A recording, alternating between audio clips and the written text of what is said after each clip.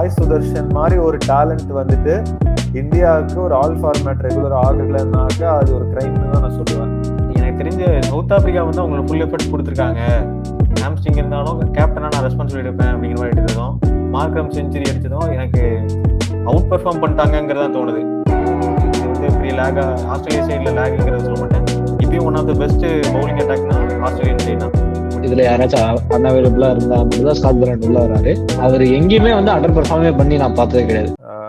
Welcome back. ரொம்ப நாளைக்கு அப்புறம் சந்திக்கிறோம் கிரிக் மாஸ்டரோல. ஆர்சிபி ஜெயிச்சிருச்சு அப்படின்ற ஒரு அதிர்ச்சியிலேருந்தே இப்போதான் நாங்கள் மீண்டிருக்கோம்.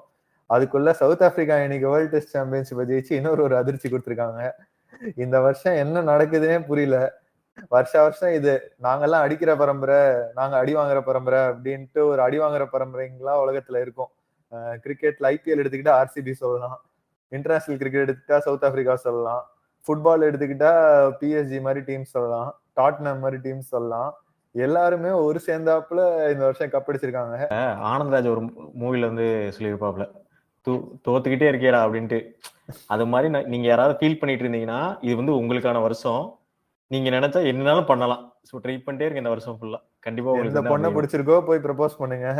இந்த வருஷம் தான் நடக்கிறதுக்கான வாய்ப்பு. ஏன்னா எனக்கு முன்னாடி சின்ன வயசுல எல்லாம் எப்படி தோணுச்சுன்னா சிஎஸ்கே ஜெயிக்கணும் ஆர்சிபி ஜெயிக்கணும் அப்படிங்கிற மாதிரி இருந்தது. அடுத்து போக போக தான் ஆர்சிபி நம்ம விரோதி ஆனதுக்கு அப்புறம் தான் நம்மள ஒரு மாதிரி ஜெயிச்சதுக்கே செலிப்ரேஷன் பண்றாங்க. ஏதோ பெரிய கப் அடிச்ச மாதிரி செலிப்ரேட் பண்ணாங்க. இப்ப உண்மையிலே கப் அடிச்சா எப்படி செலிப்ரேட் பண்ணுவாங்க அப்படிங்கறத பயந்துட்டு தான் ஆர்சிபி ஜெயிக்க கூடாதுங்கிற மாதிரி நினைச்சிட்டு இருந்தேன். ஆனா எப்ப விராட் கோலி வந்து நம்ம ஜெயிச்சிட்டோம் தெரிஞ்சதுக்கு அப்புறம் அழ ஆரம்பிச்சிட்டாரோ அப்போது எனக்கும் ஒரு மாதிரி சேட் ஆயிடுச்சு. எப்படின்னா சார் இந்த மனுஷனுக்காகவாவது ஜெயிக்கலாம் அப்படிங்கிற மாதிரி. ஏன்னா அவரு 18 வருஷமா போராடிட்டு தான் இருந்திருக்காரு. பட் என்னன்னா இதுல ரொம்ப அன்பார்ச்சுனேட்டான இன்சிடென்ட் வந்துட்டு அந்த ஸ்டாம்பீடு தான். ஆல்மோஸ்ட் எக்ஸ்பெக்ட் பண்ணதுதான். ஏன்னா ஜென்ரலாவே நம்ம பார்த்தபோது பெங்களூர்ல இருக்கிற ஆர்சிபி ஃபேன்ஸ் வந்துட்டு ரொம்ப எமோஷனலா தான் நம்ம பார்த்துருக்கோம் இதுக்கு முன்னாடி. சென்னை கூட அது கொஞ்சம் அதிகமா வெளிப்படும். பட் ஜென்ரலாவே ஆர்சிபியோட ஃபேன்ஸ் வந்துட்டு ரொம்ப பேஷனேட்டான ஃபேன்ஸ்ன்றதை நம்ம நிறைய வாட்டி பார்த்துருக்கோம். பட் இது வந்து ரொம்ப ஓவர் போர்டா போயிடுச்சு. இதுக்கு யாரை பிளேம் பண்றதுன்னு சொல்ற அளவுக்கு நமக்கு அவ்வளவு நாலேஜ் இல்லை. பிளஸ் அது கரெக்டா சொல்றது நம்மளோட இது டொமைன்லயும் வராது. பட் யார் இதுக்கு பொறுப்பா அவங்க பெட்டரா பிளான் பண்ணிருக்கலாம். ஃபேன்ஸ் கொஞ்சம் ரெஸ்பான்சிபிளா இருந்திருக்கலாம். ட்விட்டர்ல இந்த இது பார்த்தேன், ஹேஷ்டாக் ட்ரெண்டாது அரெஸ்ட் விராட் கோலி அப்படிங்கிறது. என்னதான் ஹேட்டரா இருந்தாலும் நம்ம எதுக்கு அந்த அளவுக்கு நம்ம நினைக்கணுங்கிறது எனக்கு புரியல. முன்னாடியுமே பண்ணிட்டு இருந்தாங்க.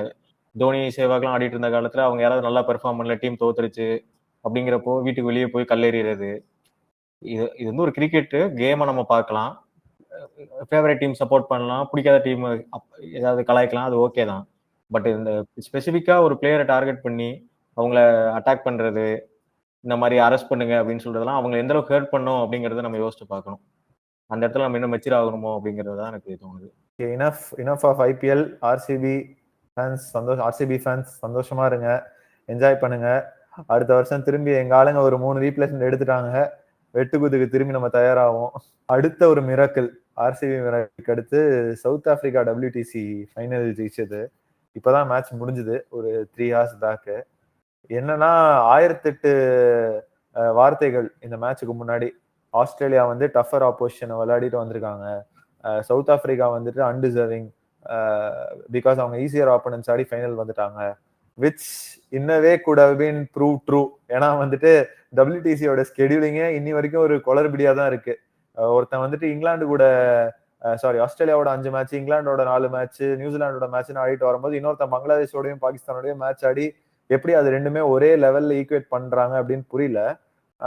பட் என்னன்னா இவ்வளோ ஒரு அவுட் சைட் நாய்ஸ் இருந்தாலுமே ஒரு குரூஷியலான கேம்ல ஃபர்ஸ்ட் இன்னிங்ஸ்ல 70 ரன் லீட கன்சீட் பண்ணிட்டு இன்னைக்கு ஒரு 282ன்றது ஒரு சாதாரண ஸ்கோர் இல்ல. டெஸ்ட் மேட்சை பொறுத்த வரைக்கும் லார்ட்ஸ்ல வந்து சேஸ் பண்ணிருக்காங்க அப்படின்றது ஒரு பிரம்மாண்டமான அச்சீவ்மெண்ட்.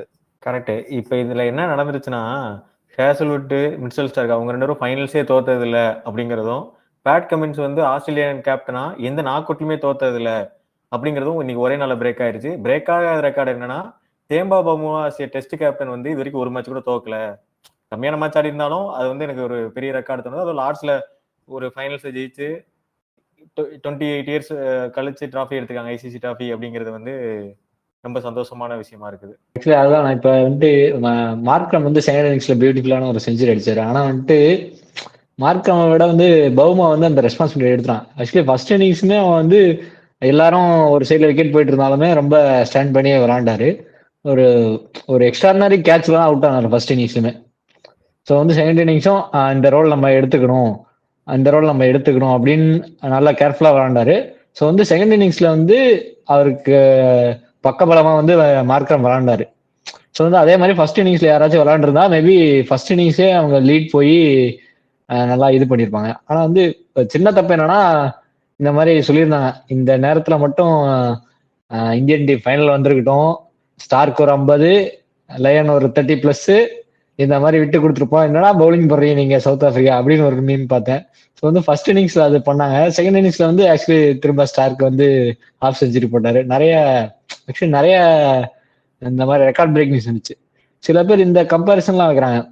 ககிசோர் ரபாடா வந்து ஃபைனல்ல வந்து இத்தனை விக்கெட் எடுத்திருக்கான், ஜஸ்பிரீத் பும்ரா வந்து 2 இன்னிங்ஸ்ல 0 விக்கெட் எடுத்திருக்கான், என்ன பவுலர் இது. நம்ம வந்து பேசிட்டு இருந்தோம் ஜஸ்பிரீத் பும்ராக்கு ஹேட்டர்ஸே கிடையாது அப்படின்னு. திடீர்னு இந்த ஃபைனல் நடக்கும்போது எல்லாரும் திடீர்னு முகமடி போட்டு வந்து ஜஸ்பிரீத் பும்ரா ஒரு பிளேயரே கிடையாது அப்படின்ற மாதிரி பேச ஆரம்பிச்சிட்டாங்க. இது வந்துட்டு மறைமுக ஆர்சிபி ஃபேனா இருக்கும். ஏன்னா மும்பை கூடயும் வெட்டுக்குத்தி இழுத்து வச்சிருக்காங்க இந்த வருஷம். முகமுடிய போட்டு உள்ள வந்துட்டானுங்கன்னு நினைக்கிறேன். டிபியை வந்துட்டு சிவப்பு சட்டையில இருந்து இந்த வாட்டி வந்துட்டு பச்சை சட்டை அந்த மாதிரி ஏதாவது மாத்திட்டு வந்து ஒரு கமெண்ட்ஸ் போட்டு விடுவோம் அப்படின்ட்டு விடுறாங்கன்னு நினைக்கிறேன். எனக்கு தெரிஞ்ச சவுத் ஆப்பிரிக்கா வந்து அவங்களுக்கு ஃபுல் எஃபர்ட்ஸ் கொடுத்துருக்காங்க. ஹாம்ஸ்ட்ரிங் இருந்தாலும் கேப்டனா நான் ரெஸ்பான்சிபிலிட்டி எடுப்பேன் அப்படிங்கிற மாதிரி எடுத்ததும், மார்க்ரம் செஞ்சுரி அடிச்சதும் எனக்கு அவுட் பெர்ஃபார்ம் பண்ணிட்டாங்கிறது தான் தோணுது. இது வந்து பெரிய லேகா ஆஸ்திரேலியா சைடில் லேகுங்கிறத சொல்ல மாட்டேன். இப்பயும் one of the best bowling அட்டாக்னா ஆஸ்திரேலியன் சைடு தான். Mitchell Starc, Hazlewood, Pat Cummins, இதுக்கு மேலே எப்படி பேஸ் அட்டாக் இருக்க முடியும்னு தெரியல.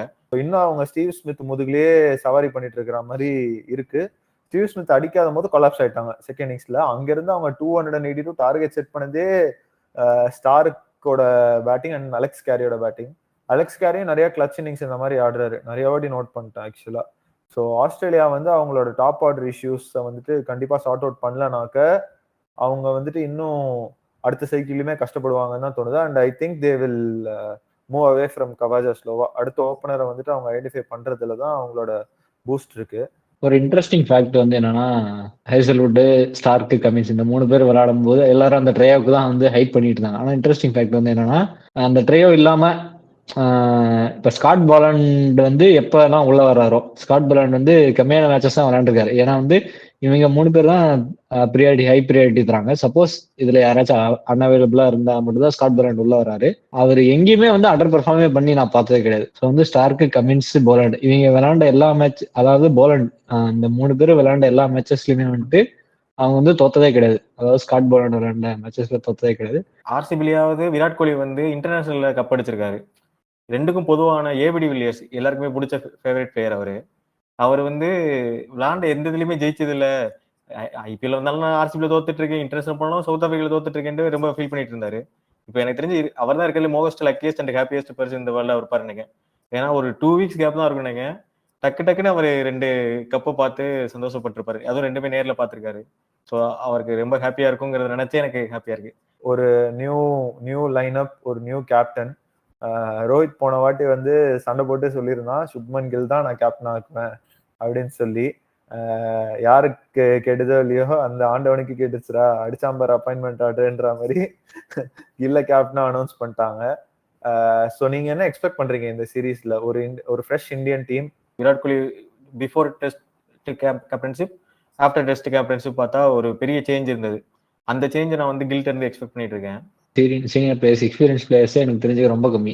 ஆக்சுவலி ரவீந்திர ஜடேஜா இருப்பாரு, கேஎல் ராகுல் இருப்பாரு, ரிஷப் பண்ட் இருப்பான், முகமது சிராஜ். ஸோ மீதி எல்லாருமே வந்து யங் இந்தியனா இருக்காங்க. ஸோ வந்து கில் எனக்கு தெரிஞ்சு நம்பர் 3 ஆடுவாங்க நினைக்கிறேன். மேபி எஸ்எஸ்சி ஜெய்ஸ்வால் தான் அவங்க obvious choice for opener. Another சாய்ஸுக்கு வந்துட்டு அபிமன்யு ஈஸ்வரன் ட்ரை பண்ணுவாங்க. ஏன்னா வந்து அபிமன்யு ஈஸ்வரன் வந்து ஐபிஎல் விளையாடவே இல்லை. ஸோ வந்து இஸ் நாட் எக்ஸ்போஸ் டு நம்ம ஜென்ரல் பப்ளிக் வந்து எக்ஸ்போஸ் ஆகல. எப்படி விளையாடுவா என்னன்னு யாருக்கும் தெரியல. ஆனா வந்து ஃபர்ஸ்ட் கிளாஸ் கிரிக்கெட்ல வந்து வருஷம் வந்து பிரமாதமா விளையாண்டு தான் இந்த இடத்த வந்து பிடிச்சிருக்கான். ஸோ வந்துட்டு I would personally like Abhimanyu Eswaran to be in the squad. என்னன்னா எனக்கு அபினவ் முகுந்த பார்க்கும்போது உண்மையிலேயே ஒரு பக்கம் பாவமா இருக்கும். ஏன்னா நான் சின்ன வயசுல இருந்து நிறைய விளையாடி இருக்கேன் அந்த சாந்தோம் சென்ட் பீச் சர்க்கிள்ல. அப்போ ஃபர்ஸ்ட் கிளாஸ் லெவல்ல நாங்க ஏறெடுத்து பார்க்குற ஒரு ஒரு ஒரு ஸ்டால்வர்ட் அவரு அபினவ் முகுந்தன்ற ஒரு பிளேயரு. இந்தியாவுக்கு விளையாடி இருக்காரு. ஃபர்ஸ்ட் கிளாஸ்ல மலைமலையா ரன்னு லிட்டரலா. இப்போ கருண் நாயர் ஒரு சீசன் பண்றத சீசன் ஆஃப்டர் சீசன் பண்ண ஒரு பிளேயரு. 30 வயசுல ரிட்டையர் ஆயிருக்காரு. ஆனா 10,000 ரன் மேல ஃபர்ஸ்ட் கிளாஸ்ல அடிச்சிருக்காரு. அப்ப வந்துட்டு அவரோட கன்சிஸ்டன்சி எந்த லெவல்ல இருக்கும் அப்படின்றது நம்மளால புரிஞ்சுக்க முடியும். ஏன்னா ஒரு பிளேயரை நம்ம வந்துட்டு எப்படி அவங்கள டெபு கொடுத்து எப்படி அவங்கள மேனேஜ் பண்ணி கொஞ்சம் கொஞ்சமா கொண்டு வரோம் அப்படின்றது ரொம்ப முக்கியம்.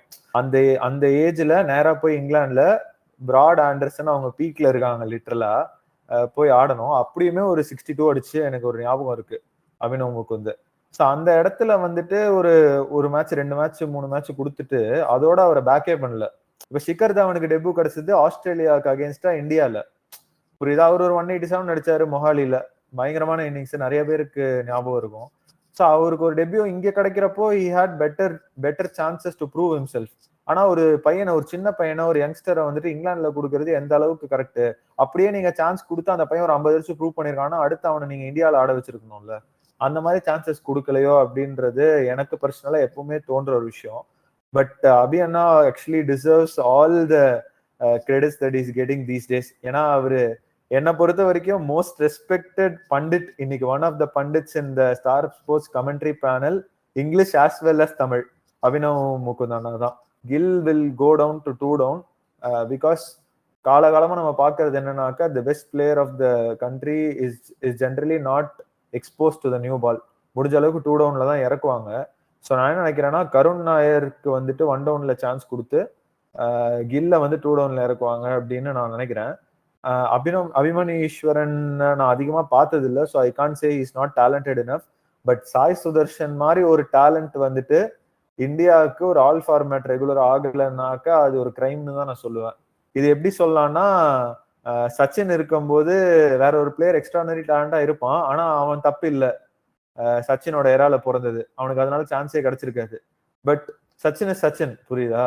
அந்த மாதிரி தான் நான் சாய் சுதர்ஷனை பாக்குறேன். in my opinion, Sai Sudarshan will be the next superstar of this country. Cricketing superstar னு நான் பாக்குறேன் along with யசஸ்வி ஜெய்ஸ்வால். கில்ல விட ஒரு லெவல் மேல போவாருன்றது என்னோட தனிப்பட்ட ஒப்பீனியன். ஓகே, நம்ம இங்கிலாந்து சீரிஸ் வந்து ஆர்வமா எதிர்பார்த்துட்டு இருக்கோம். அடுத்து நம்ம இங்கிலாந்து சீரிஸ்ல மீட் பண்ணுவோம். மறக்காம சப்ஸ்கிரைப் பண்ணிடுங்க.